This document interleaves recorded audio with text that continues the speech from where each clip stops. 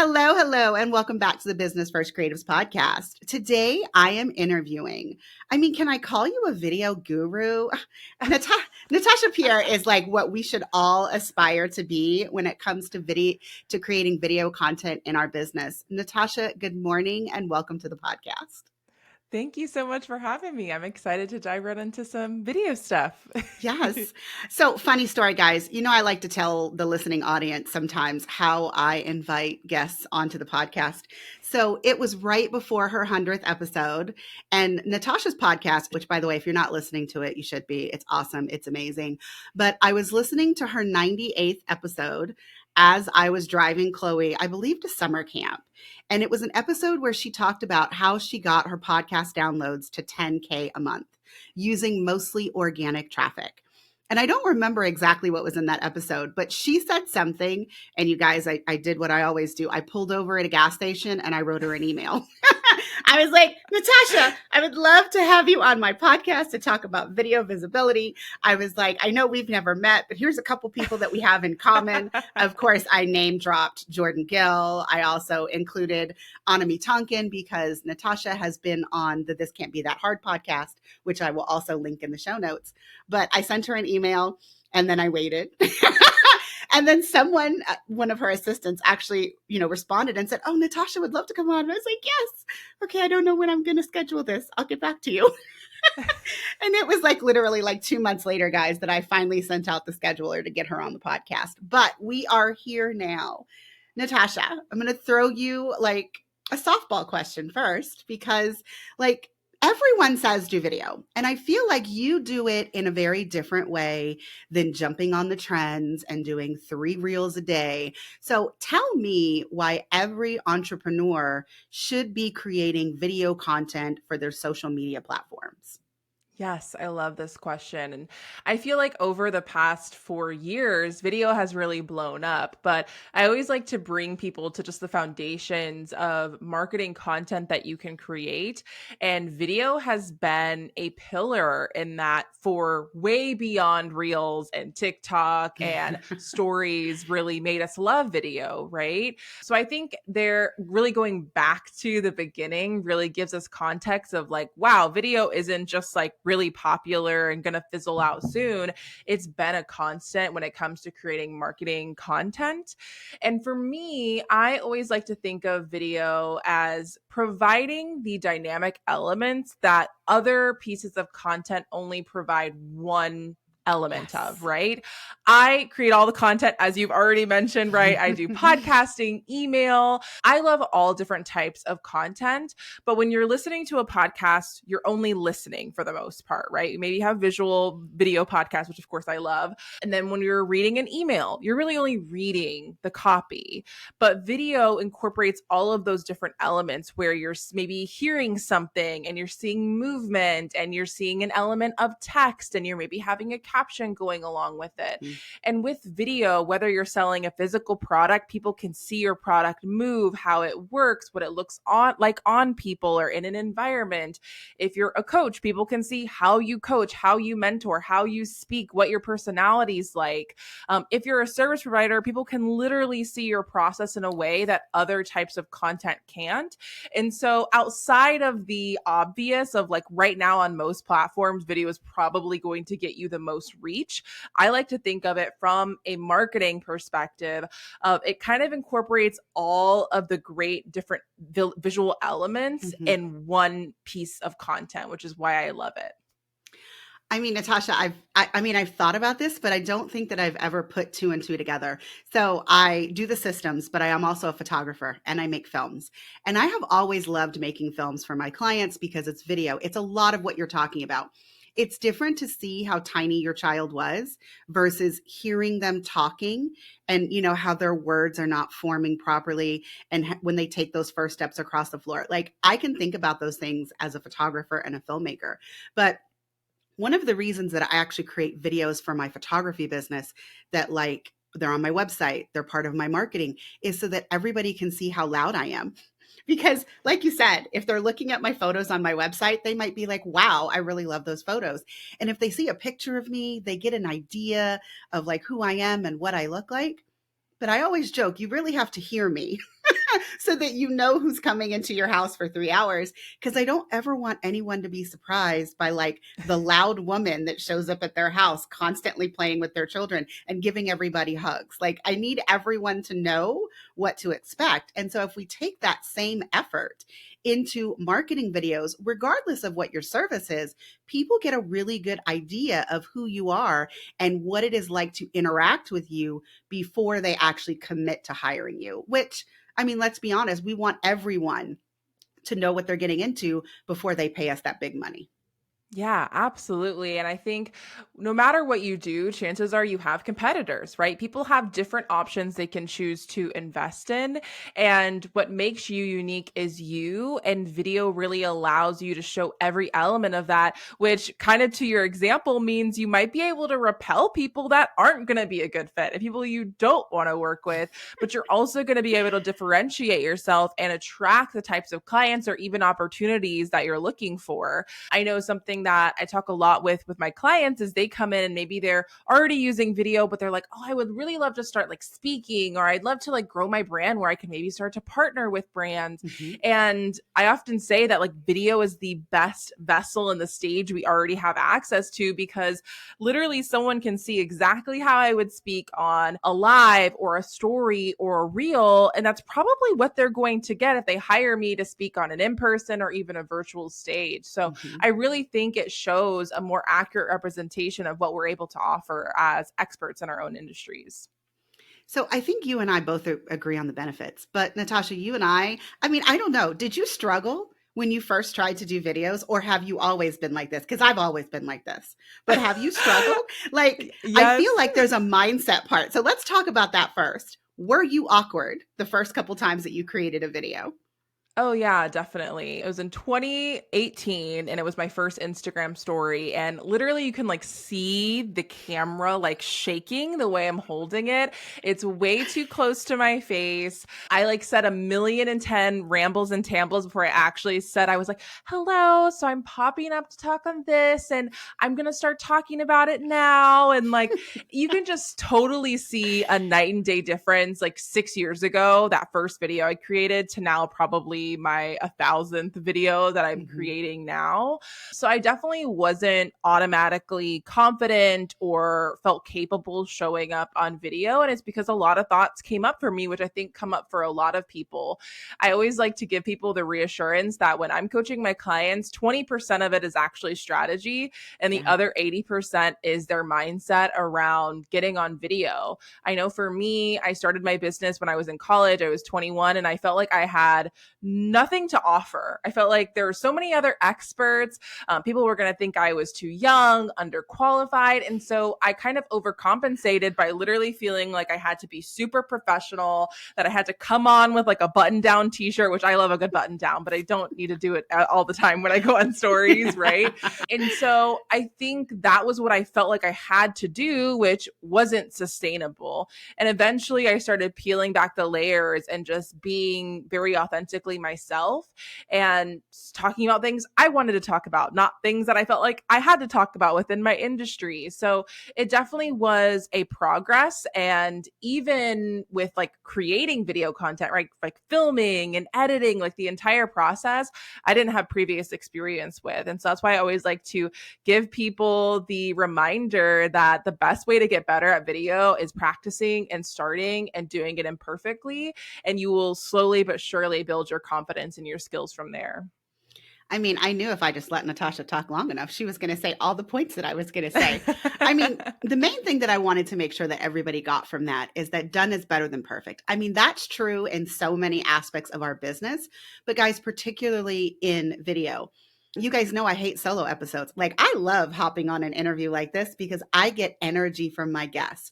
But I am still awkward as hell when I record the solo episodes. And sometimes I have to stop myself from recording it again and again and again until I get it to what, I deem to be perfect. And it is a video podcast, but I don't often put the videos of my solos up. I think they would just look weird.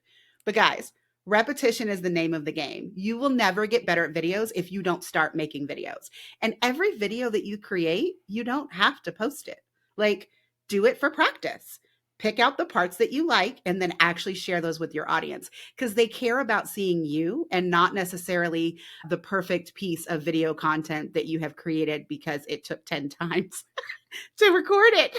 Yeah, definitely. Perfectionism shows up in so many different ways with video, whether it's what we're saying, how we're putting to the video together. I know so many people will say that like, oh, well, my house is just dark, or I'm never wearing real pants, or there's so many things that come up of like how you need to look or sound or create video content. And I think perfectionism comes from a place of wanting to give our 100% best when we're showing up and representing our brands, right? Which is such a great intention. But I think we need to realize that perfectionism is often holding us back from showing up and not Mm-hmm. actually getting us closer to our results. And so once we put those two things together, it shows us that when we're showing up imperfectly, it's essentially building all of that confidence. You're building relationships with your community. You're creating something that's serving someone. And how you look, how you sound, how you edit really doesn't matter for creating a piece of content. And I loved your tip for doing a practice piece of content.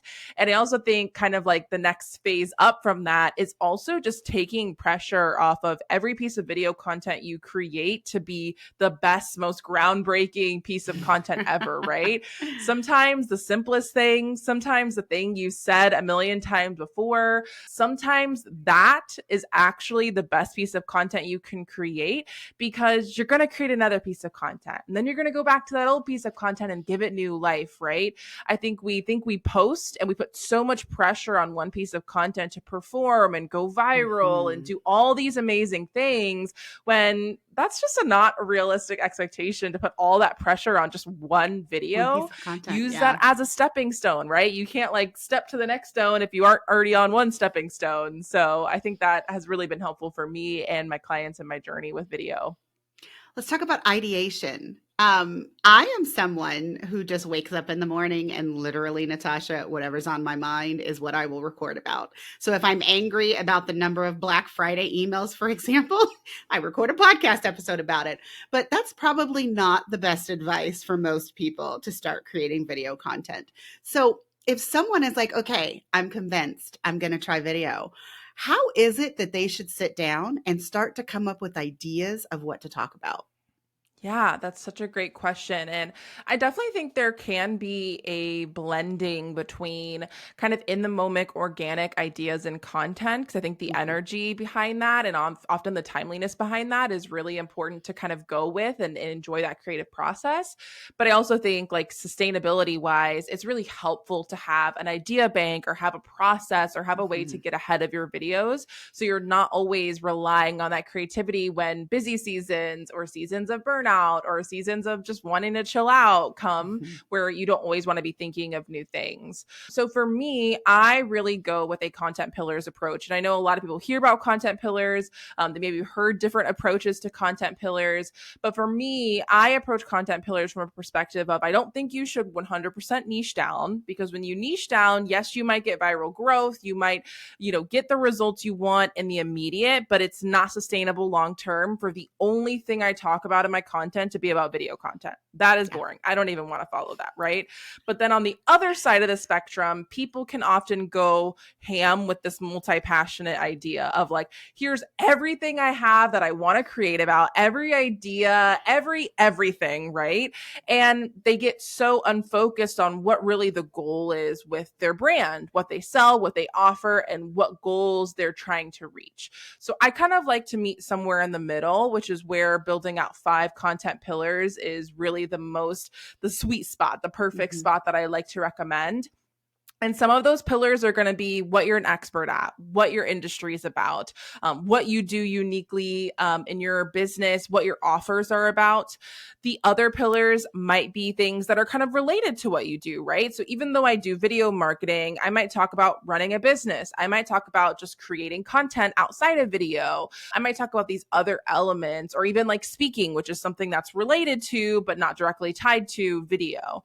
So that's kind of another type of pillar you'd create create. And then I like to have at least one pillar that is kind of that personal pillar where you can have something that adjusts and changes as your interests change. And I definitely am a full believer that you should have very strong boundaries of what you share online, and you don't need to be a lifestyle influencer that shares everything. You can keep some things private. I actually highly recommend that. You don't need to be creating content all the time, but I do think it's really helpful to create connection points with your audience, right? So if someone's coming over from my Instagram, they know I share about wellness and mental health and my matcha and my morning routines.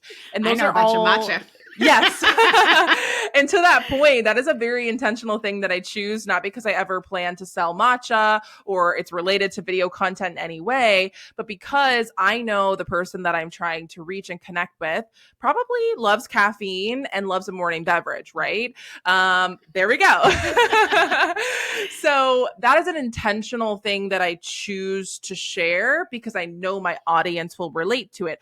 I don't share everything in my life, but I choose a few of those personal things. So as you can see, whether we're talking about your expertise, whether we're talking about kind of those related elements to what you do in your business, and then kind of those personal things of what makes you unique, when we find a balance of 5 of those topics, we can then use those to not only brainstorm new video content ideas, but also to vet ideas, because I find people either have no ideas, so they need to use their pillars to brainstorm them, or they're like how we are, where you always have 10 million ideas and you might actually need to use your content pillars to revise or maybe Yes. kind of vet out the ones where you're like, this is a fun idea, but maybe I don't need to spend all my time creating a 10-minute video on it. So that's kind of my approach on content pillars. And I know you mentioned my podcast, the Shine Online podcast. I actually have an entire episode about content pillars because it's like a deep dive and there's lots to talk about. So I think that would be a great place to start after this. Awesome. And of course, guys, that will be linked in the show notes. I feel like I have 2 things I talk about. I mean, I really do have 5 pillars because Natasha, I have listened to that episode, but like I talk about Disney and I talk about systems. And often I try to marry them by telling the story of how I get payment notifications while I'm riding Dumbo at Disneyland, which, the only reason that I can go to Disneyland is because I have systems that support that. So I like that, like my Yeah. 2 pillars overlap. One of my other ones was homeschooling. I'm not currently homeschooling my kid anymore, but I feel like I didn't talk about that enough, because then I did a podcast episode and I did a few reels about, how I homeschooled my kid and how I found external resources. And I got more comments in my DMs about that than anything else that I think I've ever talked about, including Disneyland. It was really eye-opening because there is totally a way for me to talk about my systems work related to homeschooling. And so I just want to say, sometimes the things that you don't think will actually get the engagement are what actually engage your audience the most. So also try things. Like you can pick your 5 pillars, but like maybe one isn't performing as well and you can try this other one and it might get more traction than the ones that you originally picked. Yeah, I love that. And I think I don't love the word content pillars because it kind of assumes pillars are these stone structures that never change. But Mhm. in fact, they should be constantly evolving and changing. And as soon as a pillar isn't easy or fun or actually working in your strategy, it probably means you need to innovate and update it or revise it. And I kind of love how you mentioned that of sometimes what we think is so boring and people won't be interested in is often the thing that we should be sharing about. And I think Mhm. it's often reframing that boring video content is actually kind of very fun to watch. It's very satisfying. It's very relatable. Like we don't always need to be climbing Mount Everest with our video content for it to be Mhm. interesting to our audience. And I feel like I just want to put out there one more time because I feel like the marketing aspect gets lost a lot. Guys, if you created your Instagram account for your personal use, that's one thing. But I feel like most of us are trying to put our services out there.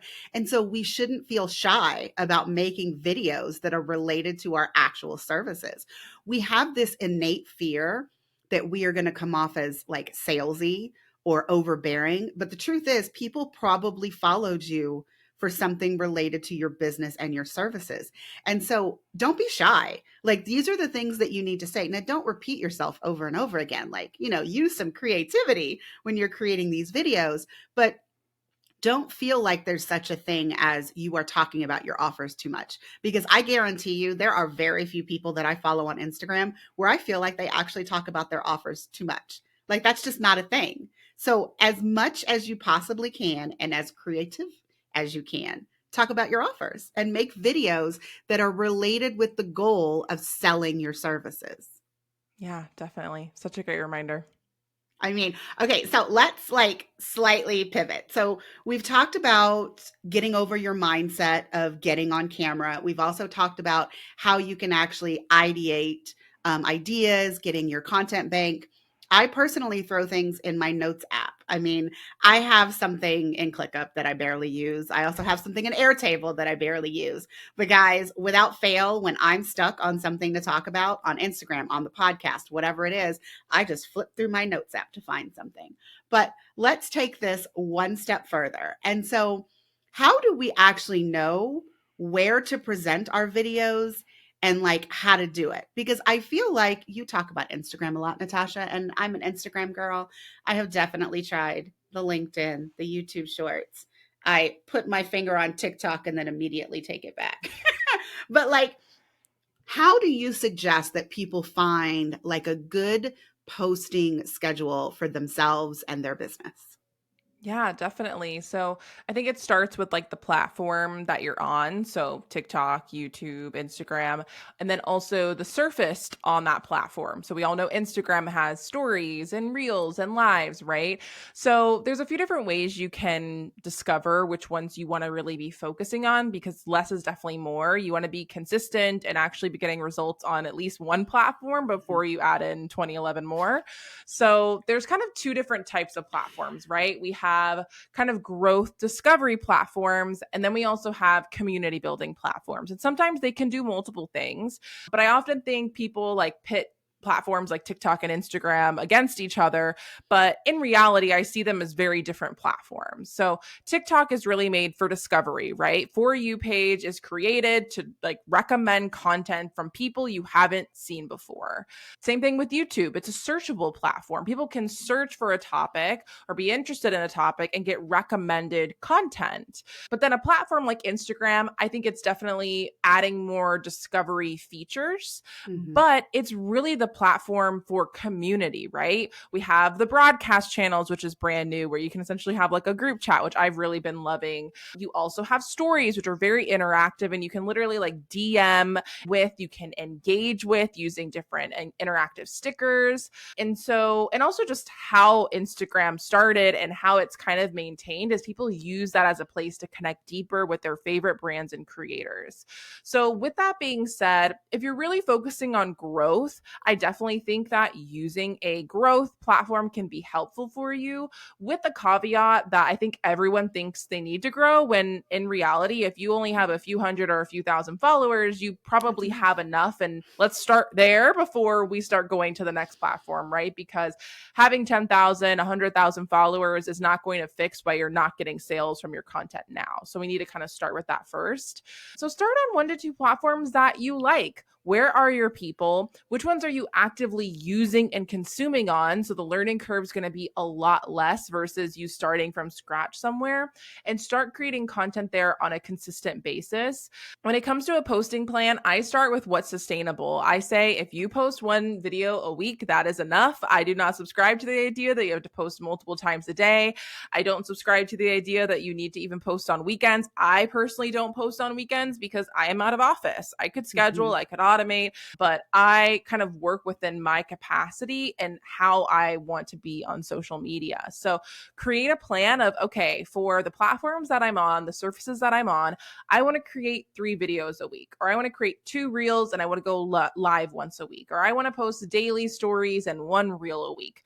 Whatever that cadence is that feels good for you, that you can sustain, start with that and know you can add from there. So that's really how I recommend kind of building out a posting plan and deciding where you want to be on social media and creating video content. Natasha, you were talking and suddenly I got this idea. So the idea, I think that many of us do this and we don't realize it. We talk to our warm leads very differently than we talk to our cold leads. And I mean, for some people that's intentional. For other people, you do it and you don't realize that you're doing it. Do you create different pieces of content depending on who you think is going to consume it. So, for example, you talked about using a growth and discovery platform like TikTok. Would you make a different kind of video for TikTok than you would make for Instagram on the exact same topic if you thought that you were talking to like people who didn't know you versus people who do? I mean, I've never thought about this, and since you're here, I'm like, ooh, let me ask. Yeah, that's a great question. And I think yes and no is kind of my answer. Something that I use as like a foundational element in my program is the 3-part follower journey, because this is kind of what you're leaning into of there's 3 different types of followers that are going to discover and interact with you on whatever social media platform you're on, right? There's the discovery phase where you're creating video content that's going to not only get in front of someone new, but it's actually going to make them decide to stick around and follow, which I think a lot of people Mhm. don't think about both parts of that. So the type of content you're creating to get in front of someone new definitely might be different than the type of content you're creating to sell an offer, right? Because for the most part, if someone's completely new to you and they're not following you, are they going to be ready to invest in your program? Probably not. They're going to need to consume some content. And so, with that first phase, discovery, I definitely think that it can be a little bit different. Your content should be different. It shouldn't be jargony. It should really be an introduction to you, what you're an expert at. And it should give people a quick win for them to know, oh, this person is really offering something valuable, a different way of thinking of something, a different way of doing something. So, I'm going to follow them and stick around.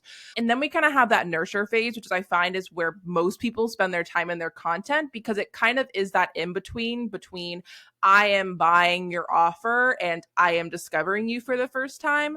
Nurture content is highly bingeable. It is often related to what our offers are about. And it's also where you're starting to build those connections outside of what you do in your business. So most people focus a lot on nurture content, and it is because it can really serve people that are new to you, but also people that have been around in your community. It's that community building content.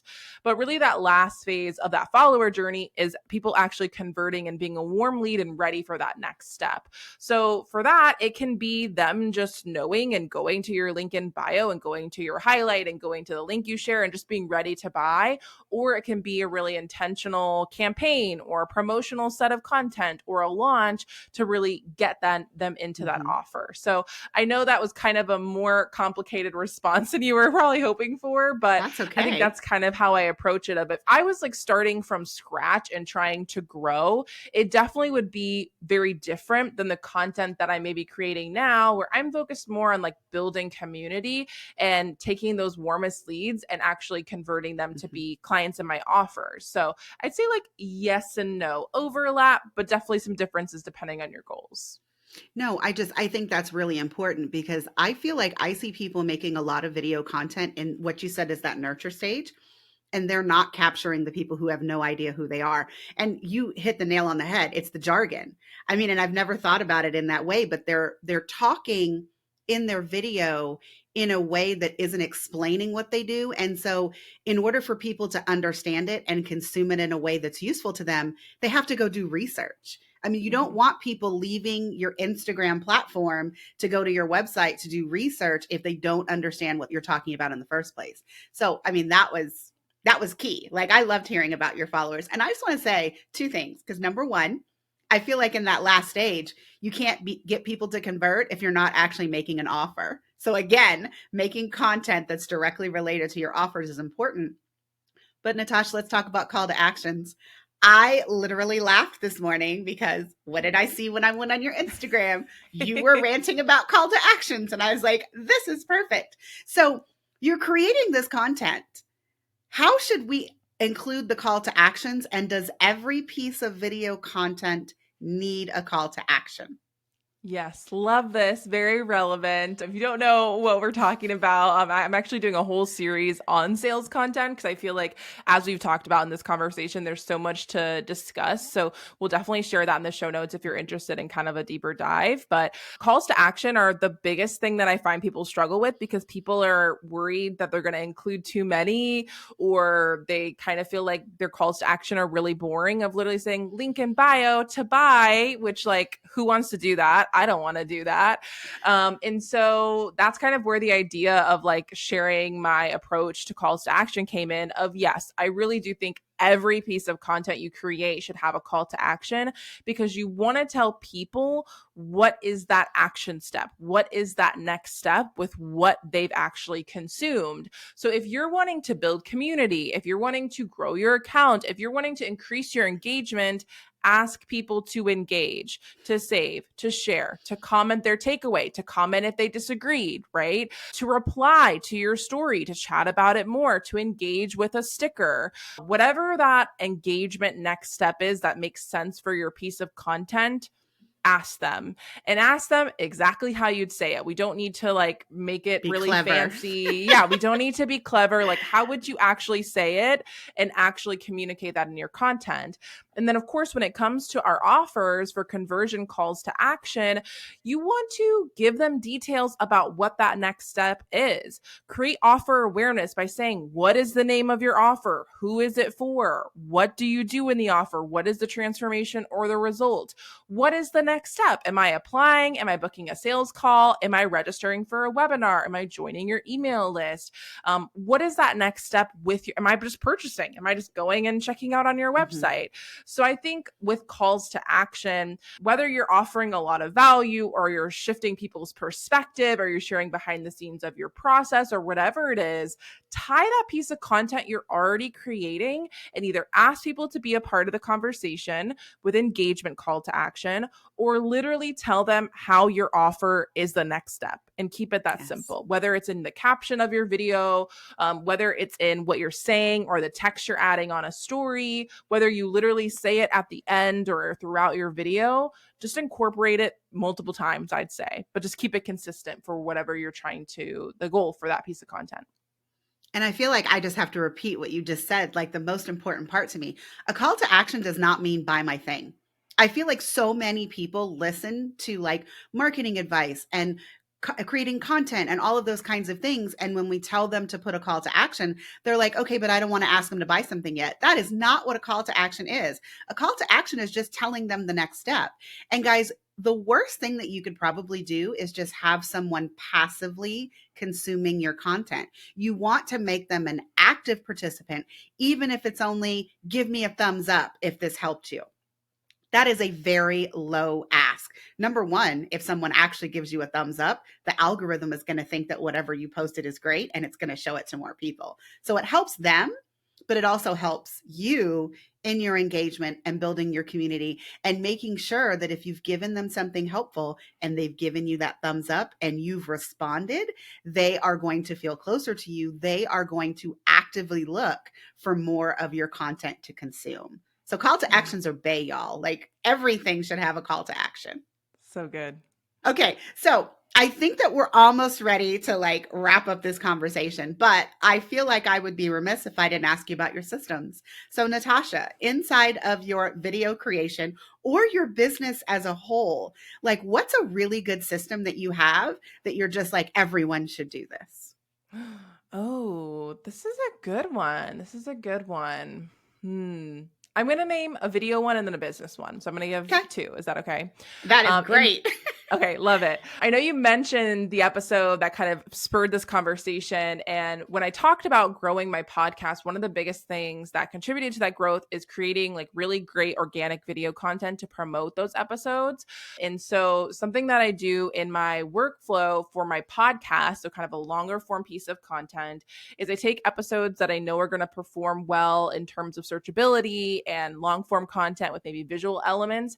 And I film those like I would film a YouTube video. So I use my camera, I hook it up with my mic, and we have visual episodes for my content, which really helps me be consistent on YouTube, gives a different element, promotes the podcast. It goes hand in hand. Also, in terms of how I'm promoting episodes, is I create reels and stories that aren't just like new episode, here's what it's about, but I actually like infuse it into just like me talking on my stories or giving a teaser of what we're talking about or giving a snippet where maybe there's video clips of me. So I really make them feel and look like my regular video content, so it's more likely to perform better.